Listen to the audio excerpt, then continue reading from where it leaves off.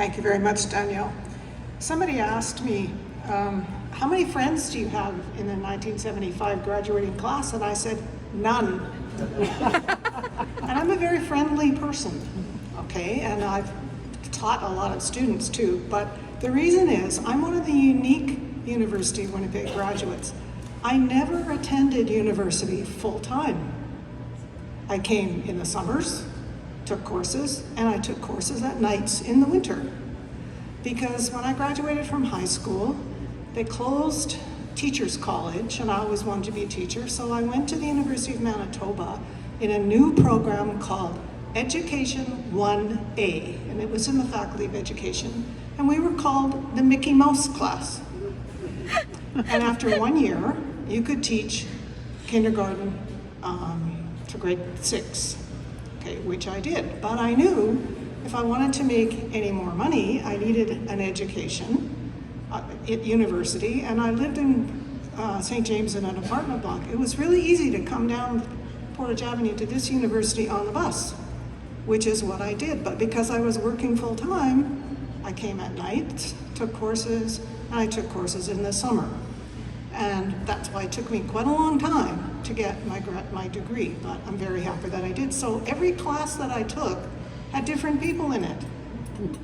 So I don't know who all, I mean, I'm meeting some of the class of 1975 now, but we never took courses together. And I also am unique in that I have a sociology and history majors. Okay, and sociology was a fantastic program here. I took a criminology course in the evenings, and in our class there was a couple of city police officers studying criminology too, but they were in the class to learn about criminology, but also they were keeping watch on one particular member of the class. Won't tell you who it was. So, and also, there's huge changes being in this university, and I hope you go on a tour if you haven't been here for a while, but it's changed its name. First of all, it was United College. Then it became the University of Winnipeg.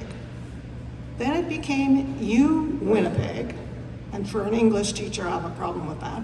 And I really like the acronym now, U Win, which you can see on your sheets. Okay, but there was other changes. Like when I was studying here at nights, the Rock on Portage Avenue didn't exist.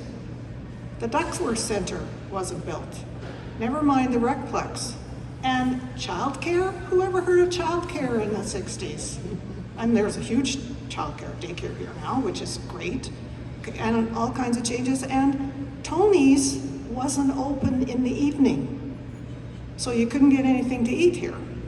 And I think in the residences, they must have had their own food source. And because there were only not so many people there in the summer, Tony's didn't exist then either. So my university experience was very interesting. Okay, and then I went on from here to get 3 degrees from the University of Manitoba, but this is still my home. And the reason I say it's my home is, Todd, you stole part of my speech, but because the classes are smaller. You get to know your professors. And the library is fascinating. Now you should go because you don't use a card catalog. And if you talk to students now about card catalog, they think you're from a different century. And yeah, we are. So one of the things you can do to stay with the university is to follow the Alumni Association, read the newsletters, contribute to the Scholarship Foundation, because that's important to support our students, and to participate in activities like this. You know, it's a great place to be, and I'm always wearing my university colors, because red is my color. I even have a red car. Yeah. Because it's a great place to be. And look at this building. I mean, I watched it being built driving down Portage Avenue at different times, and you can even see the professors whose offices are on the front of the building because it's all glass. You can see if they're actually working. So this is a great place to be. And how many of you graduated from the Faculty of Arts? Okay, what about science? Okay, and did any of you graduate from education?